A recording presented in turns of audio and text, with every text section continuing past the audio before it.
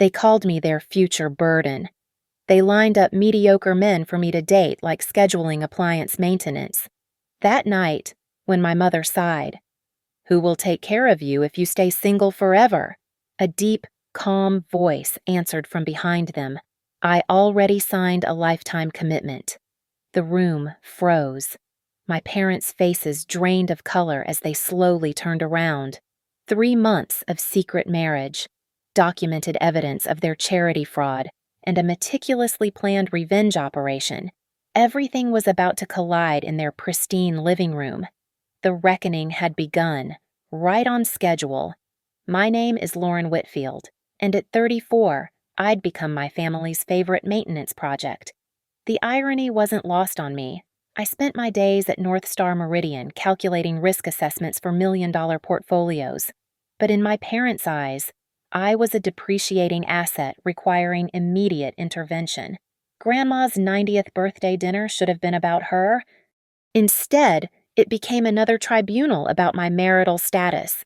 The private dining room at Chesapeake Bay Club hummed with forced cheerfulness as relatives picked at their crab cakes and picked apart my life choices. "Lauren's still single," my mother, Marla, announced to the table as if reporting a terminal diagnosis. She wore her church committee smile, the one that could slice through butter and self-esteem with equal precision. "We're exploring options." Options. Like I was a struggling hedge fund. My father, Robert, cleared his throat with pastoral authority. 20 years as a church deacon had perfected his disappointed but praying for you expression. "The Hendersons have a son, divorced but employed, manages a car dealership in Glen Burnie." "How wonderful," Sabrina chimed in, bouncing her toddler on her knee. My older sister had married at 25 to a man our parents pre-approved, and she wore her wedding ring like a medal of honor. "Maybe you could meet him at next week's church social? I'll introduce you." I maintained my practiced smile, the one I'd perfected during hostile takeover meetings. "I appreciate the concern, but I'm quite happy with—" "Happy," Marla's voice pitched higher. "Honey, happiness doesn't pay medical bills when you're 60.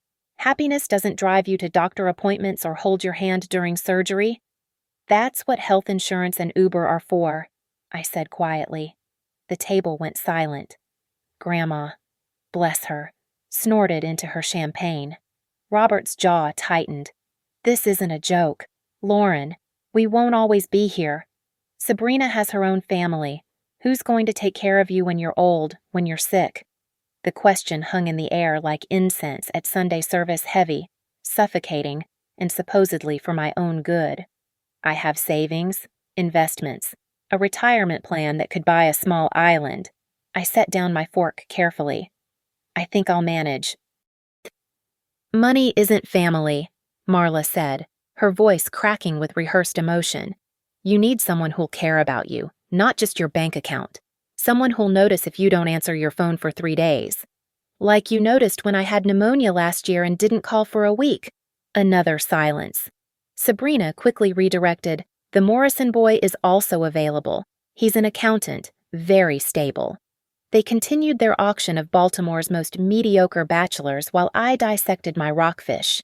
Each name another reminder that they saw my worth only in relation to a man's willingness to claim me.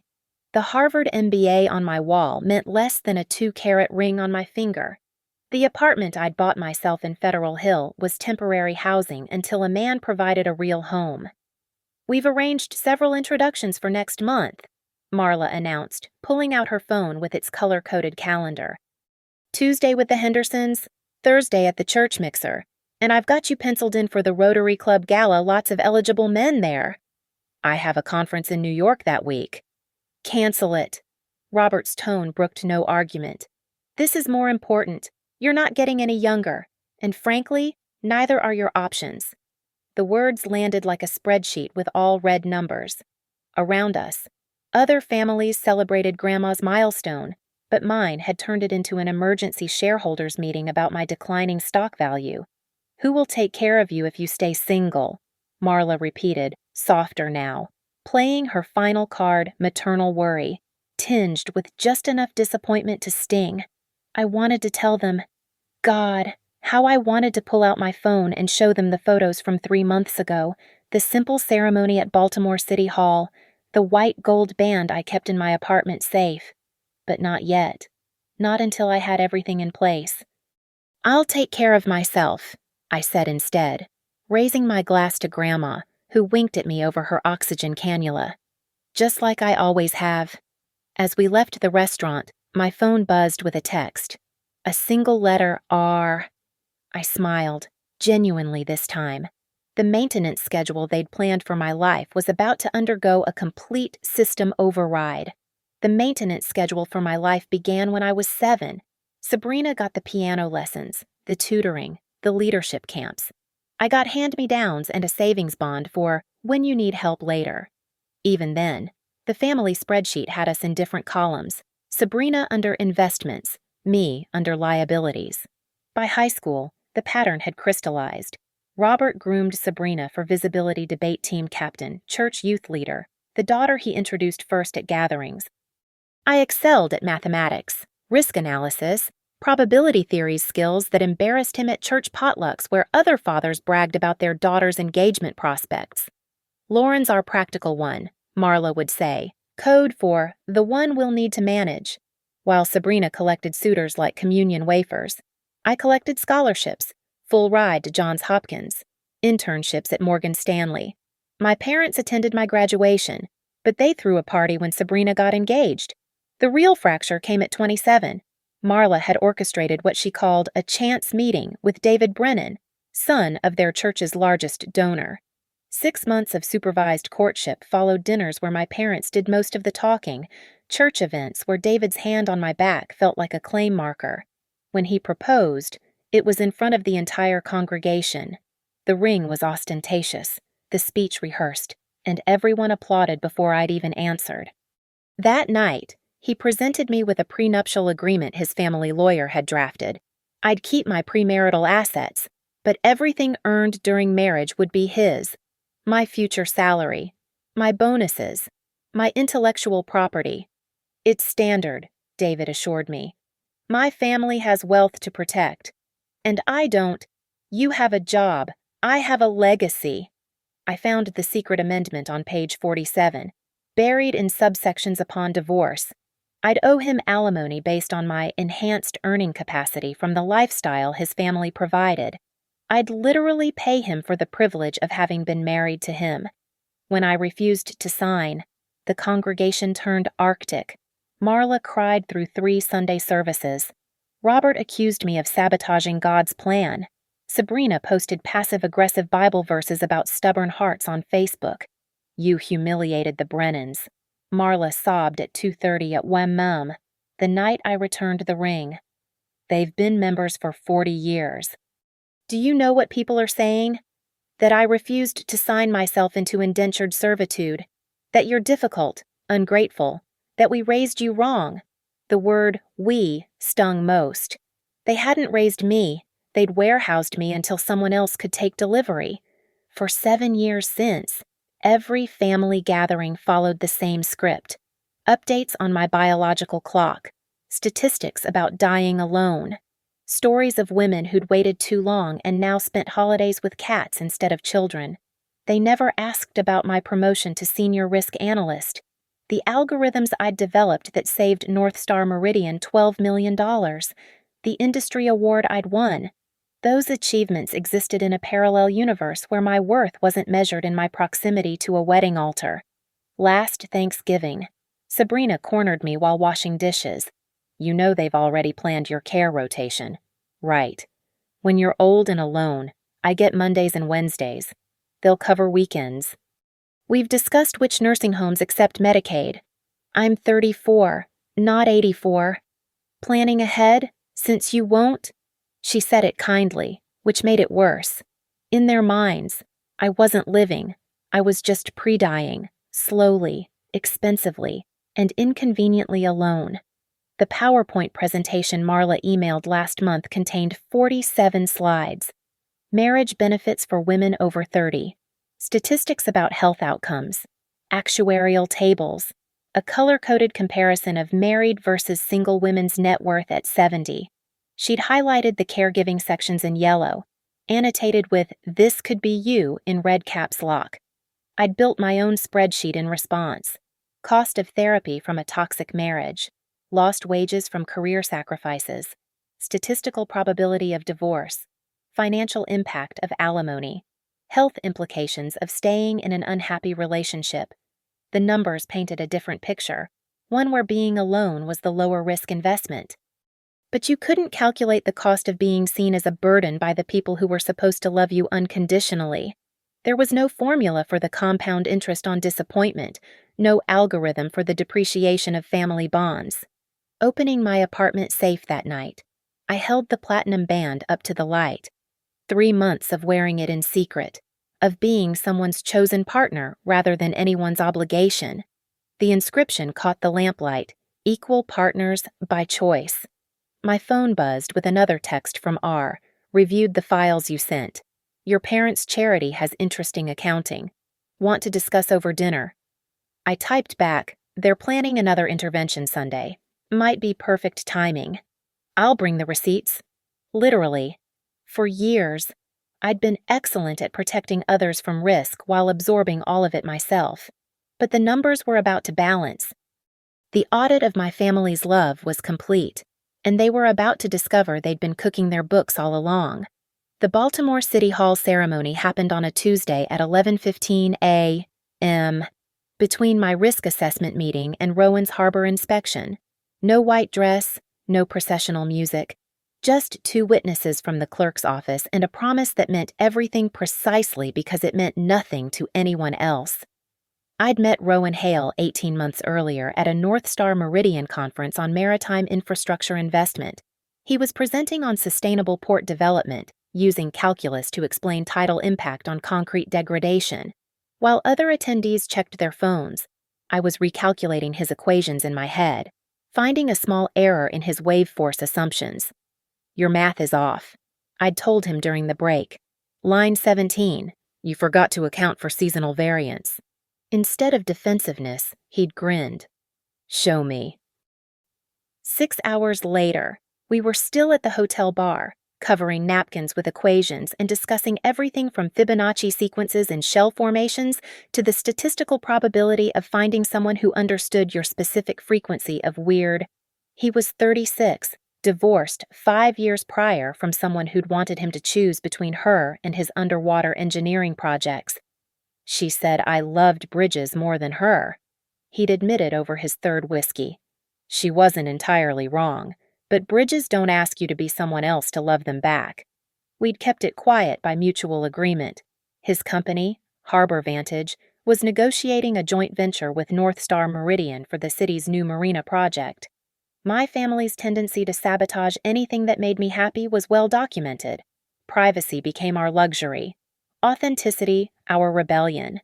The marriage proposal happened over breakfast, between engineering reports and risk matrices. No knee, no speech.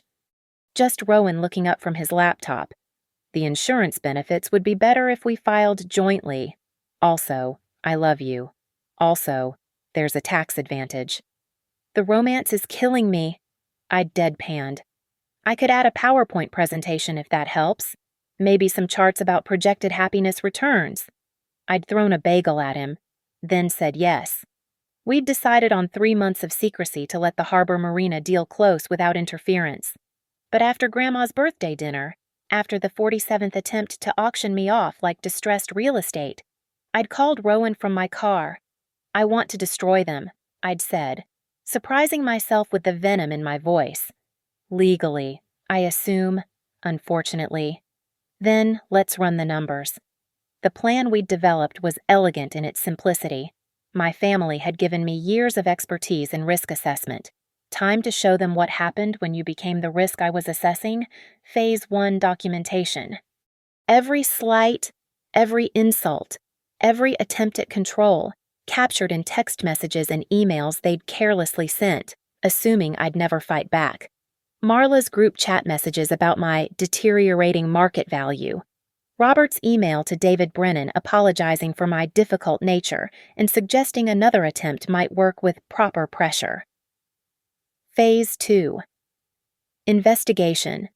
Rowan's construction contacts had noticed irregularities in the Mayfield Senior Relief Fund's building projects, purchase orders for materials never delivered, invoices for work never performed. The charity's construction manager, Sabrina's husband's golf buddy. The supplier, a shell company registered to their church's assistant pastor, who happened to be Marla's cousin. Phase 3, the reveal. But it had to be their idea, their gathering, their attempt at control that would become their undoing. "They're skimming from a senior citizen charity," Rowan had said, reviewing the forensic accounting report. "Your father signed as treasurer. Your mother processes donations. Sabrina runs the social media campaigns knowing the funds are being diverted. They think they're protected by being pillars of the community. Pillars can't stand on rotten foundations, want to be a wrecking ball." I'd kissed him then, hard, this man who saw my anger as justified rather than hysterical, who helped me weaponize the very skills my family had dismissed. Sunday's intervention invitation came via Sabrina's husband. Family meeting about Lauren's future. 2 p.m. Dress nice, some church friends might drop by to pray for guidance. I texted Rowan. "It's happening. I'll park around the corner. Text when you need me." "You sure you want to do this?" "Lauren, they've spent decades telling you no one would choose you. I've spent 18 months choosing you every single day. Let me show them what that looks like." In my apartment, I prepared my evidence folders, financial records, text screenshots. A USB drive with enough documentation to turn their prayer circle into a legal proceeding. My wedding ring went into my pocket, not time for that reveal yet. The risk assessment was complete. Probability of success, 87%. Probability of family reconciliation after 3%. Probability of regret, 0. My phone buzzed one more time. "Rowan, remember, we're not destroying them. We're just letting them destroy themselves with audience participation?" He was wrong. Of course. We were absolutely destroying them. But we were doing it with spreadsheets and statutes instead of spite, which made it legal if not quite moral. I grabbed my keys, my evidence, and my carefully controlled rage. Time to show them what happened when you spent 34 years creating a risk analyst and then made yourself the risk. The Mayfield Senior Relief Fund had started as Marla's crown jewel of Christian charity. Photos of her serving soup to elderly residents decorated the church bulletin boards. The local paper ran a feature story, "Whitfield Family Brings Hope to Forgotten Seniors." What they didn't feature were the fund's financial statements, which I'd finally accessed through a contact at the Maryland Secretary of State office. The pattern was almost insultingly obvious once you knew where to look. Donations came in clean, documented with thank you letters and tax receipts, but the expenditures told a different story. Phoenix Construction LLC, the company hired for urgent roof repairs at 3 different senior centers, had never pulled a single building permit. The address listed for their headquarters, a vacant lot in Dundalk. Rowan's investigation went deeper. His harbor contacts knew every legitimate construction company in the Baltimore area. Phoenix wasn't among them. But the bank account linked to Phoenix traced back to an interesting signatory, James Caldwell, assistant pastor at my parents' church, and Marla's second cousin. "Look at this." Rowan had shown me the invoice trail 3 nights ago. Every Phoenix construction payment happens exactly 4 days after a Mayfield Fund disbursement. Same amounts, minus 15%. They're taking a cut. Your mother processes the donations. Your father approves the expenditures as treasurer. Sabrina runs the social media campaigns that drive donations. And 15% of everything lands in Caldwell's pocket, who then writes checks to your father for consulting services. The consulting services were particularly damning. Robert had reported them on his taxes badly. He'd claimed them as charitable work, taking deductions on income he'd generated from a charity he controlled. The IRS had entire task forces dedicated to this kind of scheme. But the worst part came from Sabrina's laptop, which I'd accessed during last month's family dinner while she was distracted with her toddler. She'd been sloppy with her passwords, her anniversary date. How romantic. Her email contained correspondence with Caldwell about Phase 2 of their plan expanding the fund to include a senior living facility where they could control both the donations and the property management contracts. The facility's proposed financial advisor, David Brennan, my former almost fiancé. The email that stopped my heart was dated 2 weeks ago, from Sabrina to Marla. Lauren's inheritance from Grandma could be redirected to the facility fund if we can establish power of attorney. Her mental health history, the therapy after David could be useful. Discussed with Pastor Caldwell, he knows a sympathetic judge. They weren't just stealing from strangers. They were planning to steal from me. I'd immediately contacted Jennifer Walsh, North Star Meridian's legal counsel, who'd put me in touch with a forensic accountant and a private investigator. The investigator, a former FBI agent named Torres, had uncovered even more. "Your family's been busy," Torres had said, spreading photos across my dining table. "Caldwell's been depositing cash at 3 different banks, all under $9,000 to avoid reporting requirements. But he got careless, used his church credit card at a casino in Atlantic City. Guess what dates match the deposits? Every major donation to the Mayfield Fund preceded a Caldwell gambling trip by exactly 1 week. Jennifer's legal opinion was blunt. This is wire fraud, tax fraud, and conspiracy to commit elder financial abuse. Your father's signature on those documents makes him criminally liable. Your mother's processing of the funds makes her an accomplice. And this email about power of attorney, that's conspiracy to commit fraud against you specifically." What's their exposure? Federal charges, 5 to 20 years, depending on the prosecutor's mood. Asset forfeiture? Your father would lose his pension. The house if it was used in the commission of the fraud. Your sister could lose her real estate license. Maryland doesn't let convicted fraudsters sell houses. I'd sat with that information for 72 hours, part of me hoping they'd somehow sense the danger and stop. Instead, Marla had sent another donation request email blast yesterday, using photos of elderly residents she'd never actually helped. Sabrina had posted a fundraising video that morning. Fake tears and all. Robert had signed another fraudulent disbursement to Phoenix Construction at 1:45 p.m. The USB drive in my pocket contained everything: bank records, email trails, the investigator's report, security footage of Caldwell at the casino, a legal memorandum outlining criminal exposure. And, because I was thorough, a parallel investigation showing how their fraud had prevented actual repairs at 3 senior centers, one of which had suffered a partial roof collapse last month, injuring 2 residents. My phone buzzed. "Rowan, just reviewed the final forensics. They moved another 30 kl yesterday. Want me to call the FBI now or wait until after Sunday?" I typed back, "After. They deserve to know it's me who's ending this." "Your family really doesn't deserve you." "No," I replied, pulling into my parents' driveway for what would be the last time. "They deserve exactly what they're about to get." The house looked the same as always, pristine exterior hiding internal rot. Through the window, I could see them preparing for Sunday's intervention, arranging chairs in a circle like they were planning an exorcism. They were right about one thing: something was about to be expelled from this family. Just not what they expected. Sunday arrived wrapped in false concern and careful staging. The living room had been transformed into a tribunal, with chairs arranged in a horseshoe facing a single-seat mine. The coffee table held pamphlets, "Marriage After 30," "Accepting God's Plan," and "The Dangers of Pride." Someone had lit vanilla candles, as if aromatherapy could mask an ambush. I arrived at 1:50 p.m., 10 minutes early. Marla had texted specific instructions: modest dress, minimal makeup. Bring an open heart.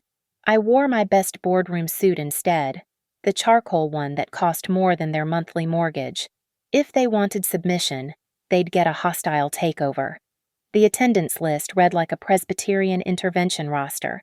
Pastor Caldwell, of course, sat beside Robert, their fraudulent partnership hidden behind biblical solemnity. 3 church elders I'd known since childhood, their wives armed with disapproving expressions and tuna casserole. Sabrina's husband Mark, checking his phone constantly, probably monitoring their shell company accounts, and Sabrina herself, wearing her favorite role, the concerned sister, complete with tissues she'd never actually need. "Lauren, honey, sit." Marla gestured to the defendant's chair with practiced martyrdom, We're all here because we love you. Love. They kept using that word. I don't think it meant what they thought it meant. I sat, crossing my legs, activating the recording app on my phone.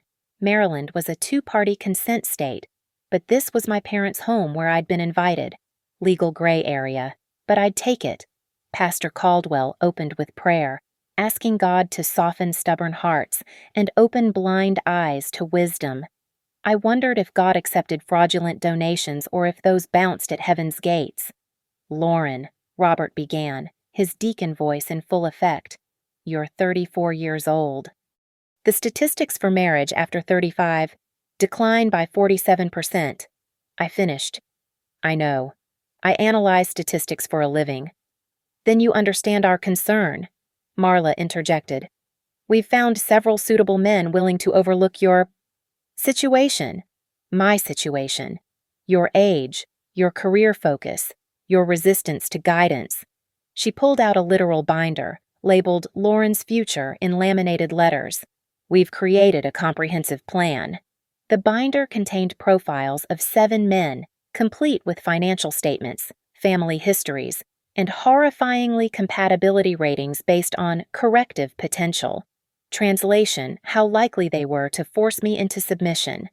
Page 12, Sabrina chimed in, flipping to a spreadsheet. Cost analysis of dying alone, medical expenses, home care, funeral arrangements, without a husband's insurance and support. You're looking at depleting your savings by 70. Assuming I never earn another penny after retirement, assuming realistic market downturns and healthcare inflation, Mark added, suddenly interested. I ran the numbers myself.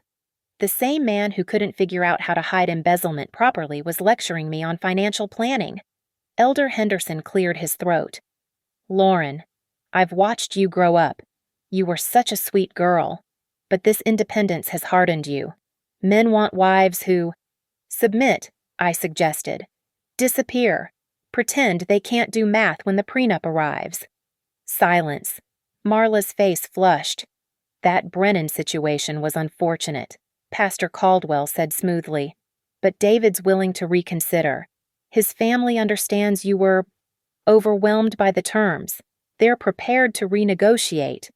To what I only give him 70% of my assets instead of all of them. To a more traditional arrangement, Robert said firmly. You'd leave North Star Meridian. Focus on family. David's company has an opening for a bookkeeper light work. Flexible hours for when children arrive. Children. With a man who'd already tried to financially trap me once. We've arranged a meeting, Marla announced. Tomorrow at 2. David's flying in from Connecticut specifically to see you. I'll be in New York tomorrow, the conference I mentioned. We canceled your registration, Sabrina said brightly. I called your office, said you had a family emergency. Your boss was very understanding about priorities. The rage that flooded my system could have powered Baltimore for a week. They'd called my employer. Sabrina had impersonated me to my boss. You did what? It's for your own good, 3 voices said in unison, a rehearsed chorus of control. Elder Patterson's wife leaned forward. Dear, we've all made sacrifices for family. I gave up my nursing career for my children. Patricia here left her teaching position. It's what women do. What fulfilled women do, Patricia added, though her wine consumption at church events suggested otherwise. We've also discussed the senior fund. Pastor Caldwell mentioned casually, too casually. As a married woman, you could be more involved. David's agreed to help manage the investments. Your combined resources could do so much good. There it was, the real agenda. They didn't just want me married, they wanted access to my assets through a compliant husband. Speaking of the fund, I said slowly, how are those roof repairs going? Phoenix Construction must be busy with all those projects.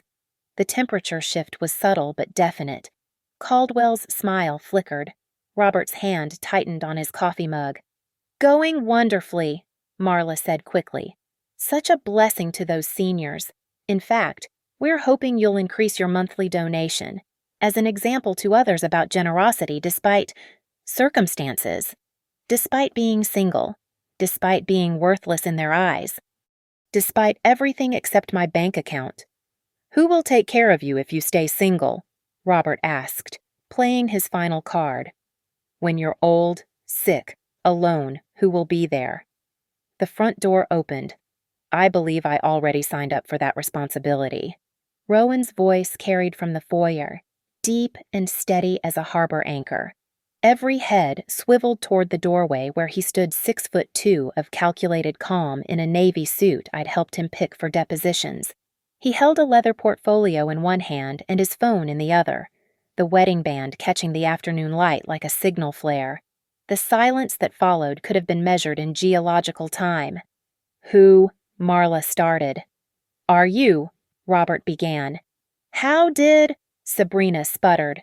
Rowan walked into the room with the same confidence he used when presenting to maritime boards, setting his portfolio on the coffee table with deliberate precision. I'm Rowan Hale, Lauren's husband. We were married 3 months ago at Baltimore City Hall. Official documentation, if anyone needs to verify. He pulled out our marriage certificate, the medical power of attorney forms we'd filed, the joint insurance policies. Each document landed on the table like a controlled detonation. Pastor Caldwell found his voice first. This is highly irregular. Lauren, you never mentioned being married. I stood, moving to stand beside Rowan. You never asked. You all assumed I was single because that fit your narrative better. 3 months. Marla's voice pitched toward hysteria. You've been lying to us for 3 months. You've been lying to senior citizens for 18 months, I countered. Should we compare moral failings? Robert stood abruptly. You had no right to make this decision without consulting us. The way you consulted me before canceling my conference or before planning to petition for power of attorney based on my mental health issues, the color drained from Sabrina's face. How did you?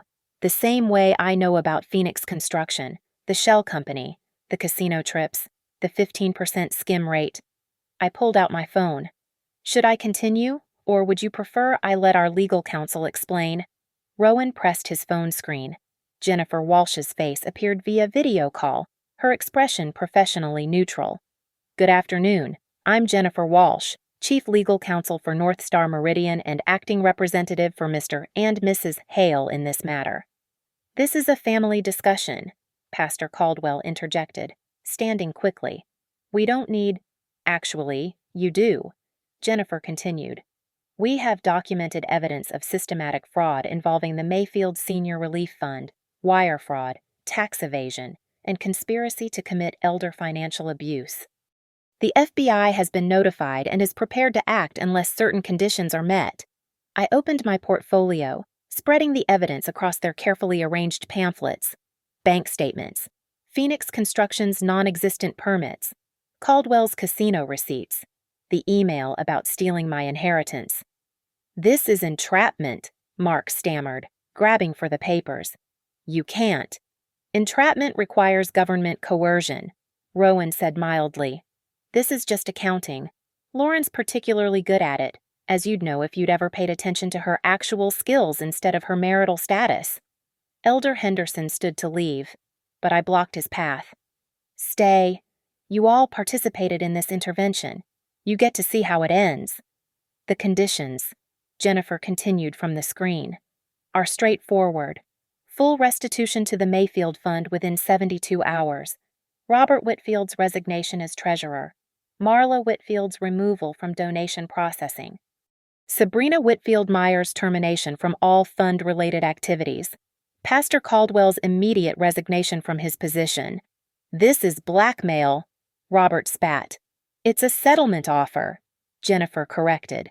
The alternative is federal prosecution, asset forfeiture, and approximately 5 to 20 years in prison for the primary conspirators. You would do this to your own family. Marla's tears were real now. Over what? Because we wanted you to get married. I am married, I said, holding up my left hand where I'd slipped on my wedding ring. To someone who sees me as a partner, not a burden, who solved equations with me instead of trying to solve me, who signed documents making us equal, not ones making me property. This is revenge, Sabrina accused, clutching her pearls literally. "This is consequences," Rowan corrected. "You spent years telling Lauren no one would choose her, that she'd be a burden, that she needed a keeper instead of a partner. You were so busy trying to auction her off. You never noticed she'd already been chosen." Pastor Caldwell attempted authority. "Young man, you don't understand our family dynamics."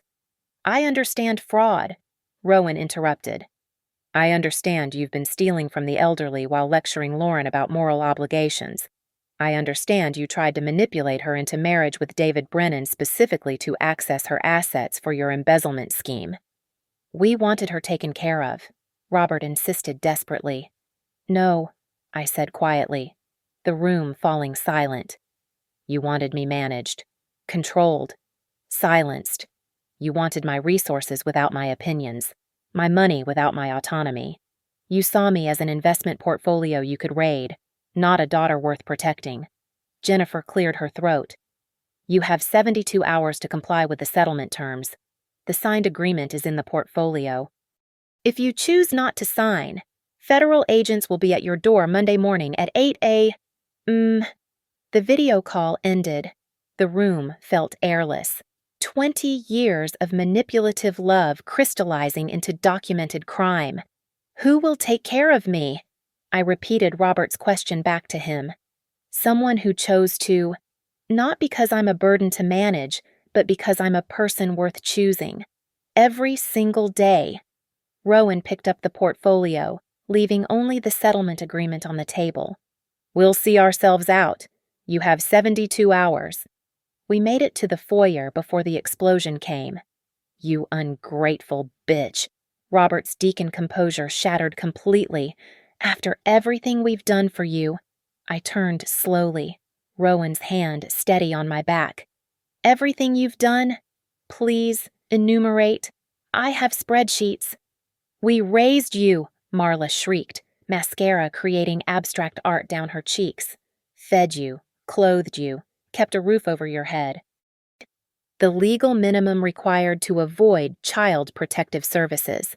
Should I be grateful for that?" Sabrina pushed past the elders, her phone already recording. "I'm documenting this harassment. You're destroying our family over jealousy. Because I got married first. Because Mom and Dad loved me more." "Upload it," Rowan suggested calmly.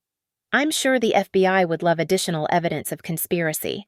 Especially the part where you just admitted to planning to steal Lauren's inheritance." The phone lowered slightly, but Sabrina persisted. "You think you've won. You think this sham marriage makes you better than us. He probably married you for your money." "Projection," I observed. "That's literally what you tried to arrange with David." Pastor Caldwell attempted gravitas through the chaos. "Lauren, this vindictiveness will eat you alive. Forgiveness is not owed to people actively planning to rob me. Save the sermon for your cellmate." Robert grabbed the settlement agreement, ripping it in half. "We're not signing anything. You want to destroy your family, fine, but you'll have to do it publicly. Explain to everyone at church, at the club, in the community, how you betrayed your own blood." "Blood," I repeated, pulling out my phone. Interesting choice of words. I hit play on the recording I'd saved for this exact moment. Marla's voice filled the room, tinny but clear. "She's our burden to manage, always has been. At least if she dies alone, we inherit. The house alone is worth $800,000. Then Robert. Should have married her off at 21 when she was still manageable. Now she thinks that degree means something. Finally. Sabrina. Just keep her guilty enough to keep paying. The fund needs donors, and her guilt checks clear every month." The recording ended. The church elders were already heading for the door. "When," Marla gasped, "Christmas dinner last year?" "You thought I was in the bathroom. I was in the hallway with my phone." I smiled coldly. "I've been documenting your contempt for years. Every text about my declining value. Every email about my difficult nature. Every voicemail about what a disappointment I am." Mark tried negotiation. "Look, maybe we can work something out. The fund issue that's separate from family. We could restructure. The fund is closed," Rowan announced. "As of tomorrow morning, North Star Meridian is withdrawing all corporate sponsorship and requesting a federal audit. We've also contacted the 3 senior centers about civil suits for the unrepaired damages. You can't, Robert lunged forward, but Elder Henderson held him back. We can and did, I said. Harbor Vantage has already offered to do the actual repairs at cost. Turns out legitimate companies actually fix roofs instead of funding casino trips. Caldwell's phone rang. He answered, his face graying with each word. Yes, I understand. Immediately, he hung up. The church board knows. They want my resignation by 9 a.m. The dominoes were falling exactly as calculated. This isn't over, Sabrina hissed. We'll contest this. Say you're mentally unstable, that he manipulated you. I pulled out a second folder. Psychological evaluation from 2 months ago. Completed independently. Stellar mental health, according to Dr. Patricia Ramos. However, this evaluation of the family dynamic suggests narcissistic abuse patterns and systematic financial exploitation. Would you like me to read the relevant sections? Get out, Robert said quietly. Defeat replacing rage. Get out and never come back. Actually, this is still my childhood home, I noted. My name is on the deed as co-owner. You added me for tax purposes. Remember, I could force a partition sale, but I'll waive that right if you sign the settlement. Rowan pulled out a fresh copy of the agreement. You have 71 hours and 43 minutes remaining. Marla sank into a chair. Who are you? This isn't the daughter I raised. You're right, I agreed.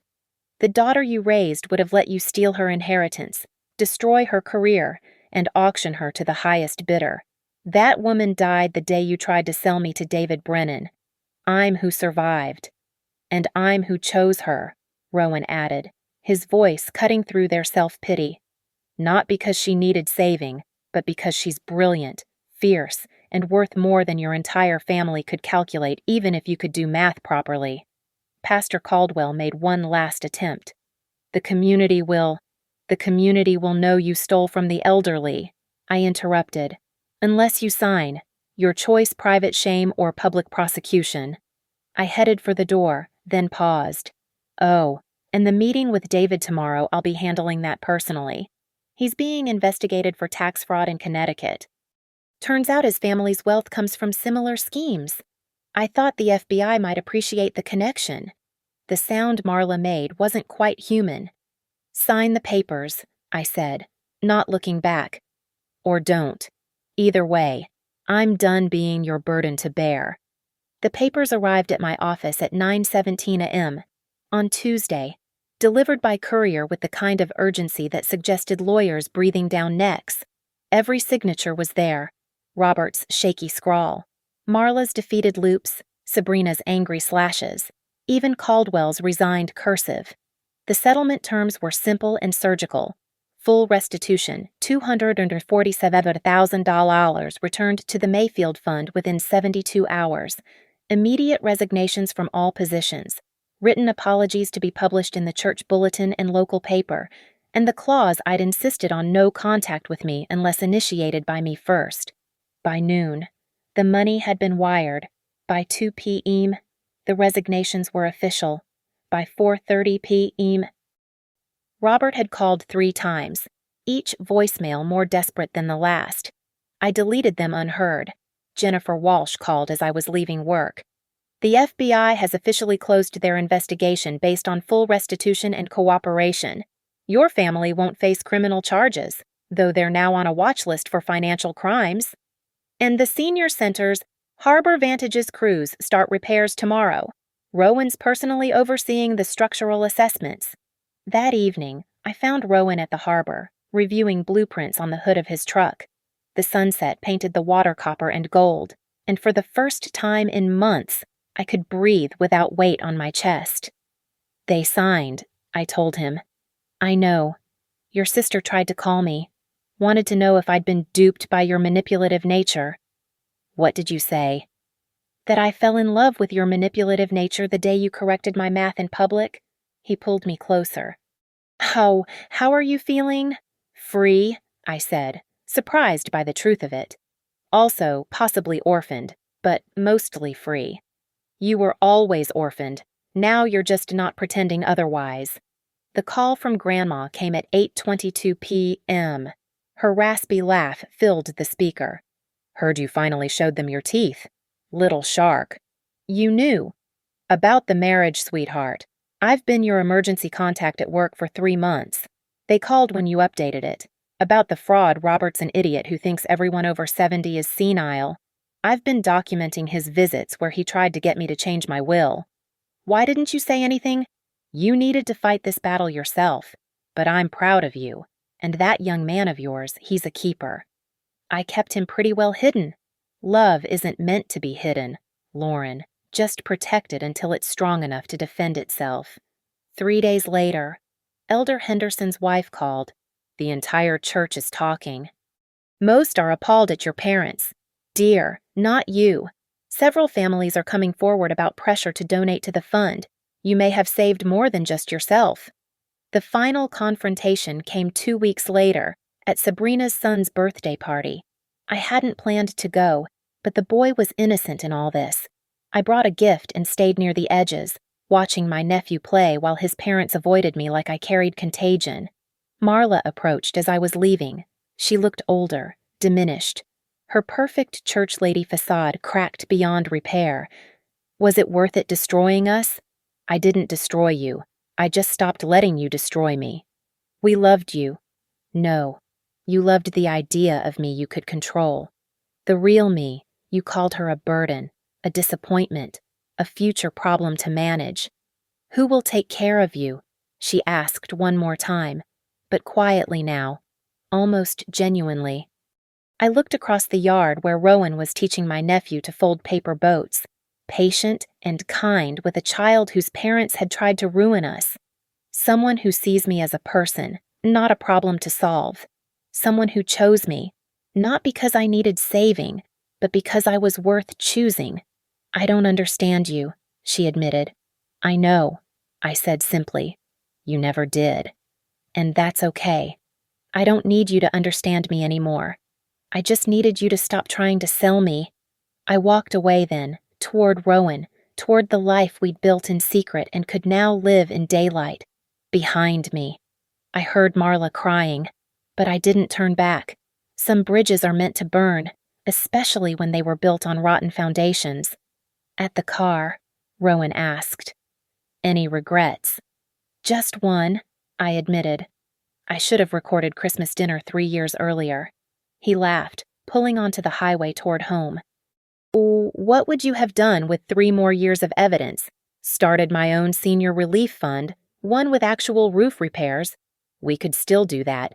We, equal partners, remember your financial expertise, my engineering knowledge. We could actually help people instead of helping ourselves to their money. I looked at my wedding ring, simple platinum catching the light. I don't need someone to take care of me. I know, Rowan said, taking my hand. That's why I chose you, and why you chose me, because neither of us needed saving.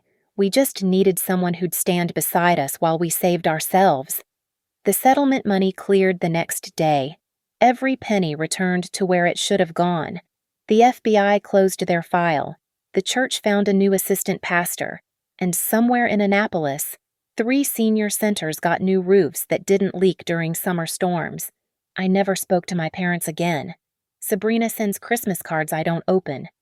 But every month, I get a letter from one of the seniors whose roof we fixed, thanking us for doing what my family only pretended to do. Those letters, those I keep. Proof that sometimes the best revenge isn't destruction, it's construction. Building something better from the ashes of what tried to burn you down. I don't need someone to take care of me. I told the bathroom mirror this morning, practicing for no one. I chose someone to stand beside me. And in our Harborview apartment, with engineering blueprints and risk assessments scattered across our dining table, with wedding rings we wore proudly instead of secretly, with love that wasn't transactional but transformational, we stood together, equal partners, by choice. Thank you so much for listening to this story.